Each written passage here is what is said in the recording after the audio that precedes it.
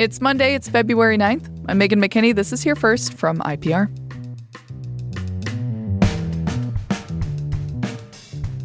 The former majority leader of the Iowa House has dropped out of the race for Iowa's 4th Congressional District. Matt Winchittle says after recent developments in the race, it became clear staying in would not best serve the people of the district. On Thursday, President Trump endorsed Chris McGowan, who leads all candidates in fundraising. McGowan is the president of the Siouxland Chamber of Commerce. Winchittle is from Missouri Valley. He says he's now backing McGowan in the Republican primary on June 2nd. There are 2 other Republicans still in the race. They are Iowa Tea Party founder Ryan Rhodes of Ames and software consultant and farmer Christian Schleifer of Lakota. Current Congressman Randy Feenstra is running for governor. The Democrats who want to replace Feenstra are former State Representative Dave Dawson of Lawton, Ashley Wolf-Turnebane of Storm Lake, and Stephanie Steiner of Sutherland. In the state capitol, state lawmakers are still figuring out how much will be spent on K-12 schools next year. House Republicans have yet to reveal their initial offer in the negotiations. In January, Governor Kim Reynolds suggested a state funding increase of 2%. Last week, Senate Republicans suggested 1.75%. Michelle Johnson of the Iowa Association of School Boards says that figure does not address the inflationary costs school districts face. 1.75% just does not mean new money for a lot of districts. Utilities and then insurance costs go way up every year. So a lot of this new money, if they do get it, is eaten up by those costs. Not to mention we have increased minimum teacher salaries that we have to meet each year. Any person hired to start teaching in the 2026-27 school year must be paid a salary of at least $50,000, and any teacher with 12 years of experience must be paid at least $60,000. An Iowa lawmaker says it's time to explore whether some western Illinois counties might become part of the state of Iowa. Representative Taylor Collins was born in Macomb, Illinois, but his hometown is Mediapolis in southeast Iowa. His Iowa House district includes Muscatine, Louisa, and Des Moines counties, which border the Mississippi River. Collins has introduced a bill that would create an Iowa-Illinois Border Adjustment Committee. He says he's gotten interesting feedback on the bill. I've continued to have outreach from Illinois residents saying, please do this. The only feedback I've gotten on the Iowa side is, I don't know about this so much. The chair of the House State Government Committee says the proposal is not ready for consideration and the bill will not advance this year. Any boundary changes would have to be approved by Congress. The state climatologist says Iowa is in the middle of a snow drought. IPR's Sheila Brummer reports on the impact to ecosystems and recreation. Winter usually means strapping on snowshoes and hitting the trails at the Dorothy Pico Nature Center in Sioux City. But Education Director Teresa Croyd says not this year. We have to have 4 inches of snow on the ground, otherwise they're not very usable. Croyd says the lack of snowpack can hurt plants and animals that need to hide from danger. Alexis Jimenez with the National Weather Service in Des Moines says since December 1st, most of Iowa is below normal, but that could change as we transition into spring. And we have plenty of time this year as we get into March and April where things start warming up and we get more rain. We can definitely see the soil moisture increase back to where it should be. Jimenez says the rest of winter could bring more moisture to eastern Iowa and average precipitation to the rest of the state. I'm Sheila Brummer, IPR News. It's Here First from IPR. I'm Megan McKinney. Iowa kids going into elementary and secondary school would not be required to have any vaccinations under a bill in the Iowa House. It's not clear how likely this would become law, but if it did, Iowa would be the first state to eliminate those requirements. More about the bill and what else happened at the state legislature last week, that's in just a moment. Stay with us.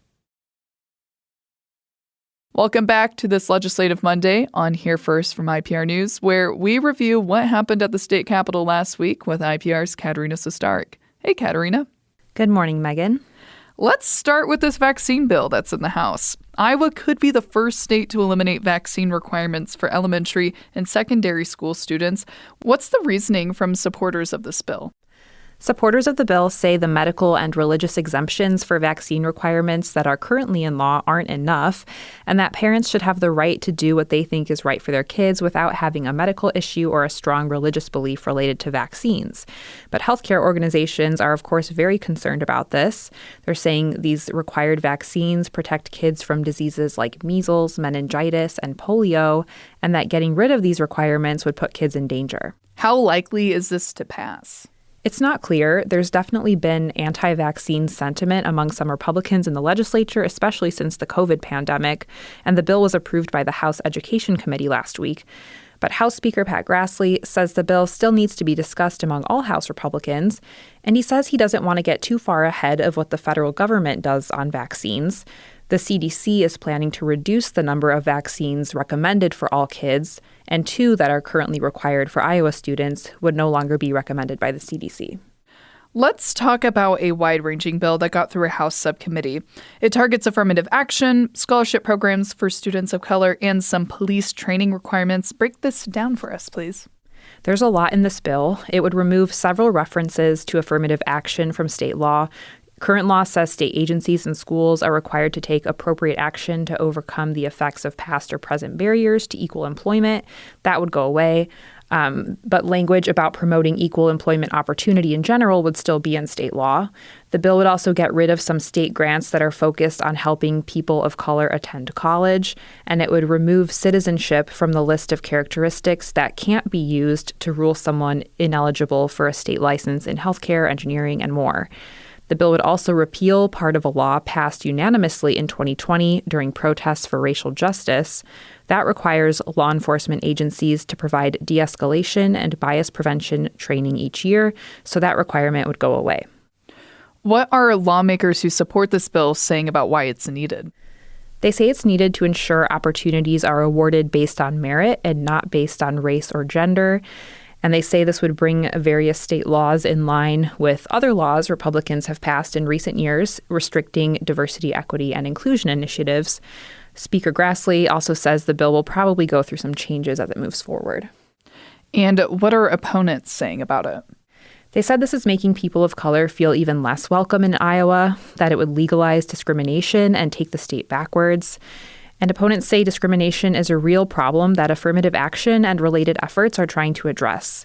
They also had some specific concerns about this potentially opening the door to deny licenses to healthcare workers who have legal permission to work here but aren't U.S. citizens. And that's while there's a shortage of healthcare workers. Governor Kim Reynolds introduced a bill last week that wouldn't let local governments have different civil rights policies than the state. How is this related to last year's changes to the state civil rights code? Last year, Reynolds signed a law removing gender identity from the Iowa Civil Rights Act, so that ended state protections for transgender Iowans in housing, employment, and more. There are some local governments that either kept or enacted local civil rights protections for transgender Iowans, and this new bill would prevent cities and counties from having those policies. And what is on your radar this week, Katarina?